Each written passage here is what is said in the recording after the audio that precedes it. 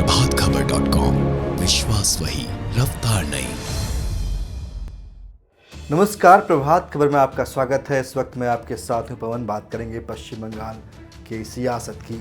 पश्चिम बंगाल विधानसभा चुनाव होने में अभी कुछ महीनों का समय बचा हुआ है, पर इन सब के बीच बंगाल में सियासी तापमान चरम पर है। बंगाल की सत्ता पर काबिज होने के लिए बीजेपी अपना पूरा दमखम लगा रही है। टीएमसी के बागियों से राज्य में बीजेपी को माइलेज मिलता दिखा है।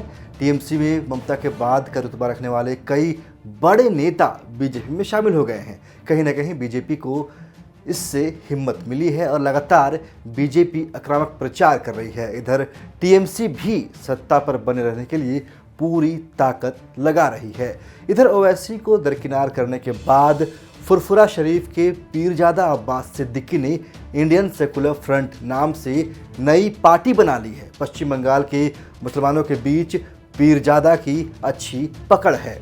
पार्टी की लॉन्चिंग के दौरान पीरजादा ने कहा कि वो बंगाल की सियासत में किंग मेकर का किरदार अदा करना चाहते हैं। साथ ही उन्होंने यह भी कहा कि उनकी पार्टी बंगाल की सभी 294 सीटों पर चुनाव लड़ सकती है। आईएसएफ चुनाव से पहले या बाद में किंग मेकर बनने के लिए बीजेपी छोड़कर सभी दलों के साथ या किसी भी एक दल के साथ जा सकती है। इससे यह तो साफ हो गया है कि पीरजादा अब्बास सिद्दीकी मुस्लिम वोटर्स को प्रभावित कर सकते हैं। हालांकि एक सच्चाई यह भी है कि बंगाल में 30% आबादी मुस्लिमों की है। इनमें से लगभग 2% आबादी फुरफुरा शरीफ को फॉलो करती है। फुरफुरा शरीफ दरगाह का दावा है कि बंगाल की 100 विधानसभा सीटों पर उसका असर है। बंगाल के हुगली, वर्धमान, हावड़ा, उत्तर 24 परगना, दक्षिण 24 परगना, मुर्शिदाबाद, मालदा और बीरभूम जिले के लाखों बांग्ला भाषी मुसलमान फुरफुरा शरीफ दरगाह में आते हैं, उन पर उनका असर है।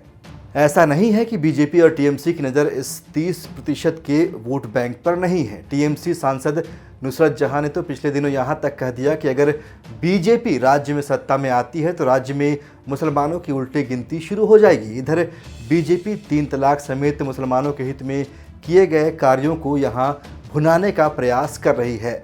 2018 के बंगाल पंचायत चुनाव में बीजेपी ने 850 मुस्लिम उम्मीदवारों को टिकट दिया था, जिनमें से 27 ने जीत दर्ज की थी। वहीं 2016 विधानसभा चुनाव में बीजेपी ने 6 मुस्लिम उम्मीदवार मैदान में उतारे थे। बता दें कि बंगाल के कुल 294 विधानसभा सीटों में से 125 सीटों पर मुसलमान वोट निर्णायक भूमिका निभाते हैं। बंगाल में ऐसा ट्रेंड रहा है कि मुस्लिम वोटर्स किसी भी पार्टी के पक्ष में एकमुश्त वोट देते हैं या फिर उसका समर्थन करते हैं।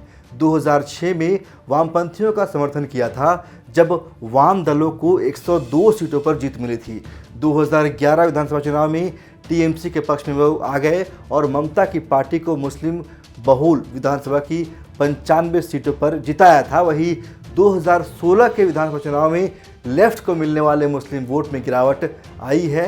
यह गिरावट 5% की है और इसका फ़ायदा बीजेपी को मिला है, यानी 5% का फ़ायदा बीजेपी को मिला है। 5% मुस्लिम वोट जो है वो बीजेपी को गए हैं। अब आगे देखना है कि जो 30% आबादी है, 30% वोटर्स हैं, उनको जो पार्टियां हैं जो बंगाल में चुनाव लड़ेंगी वो किस तरीके से प्रभावित कर पाती हैं या प्रभावित करने के लिए क्या क्या हथकंडे अपना रही हैं। फिलहाल इतना ही।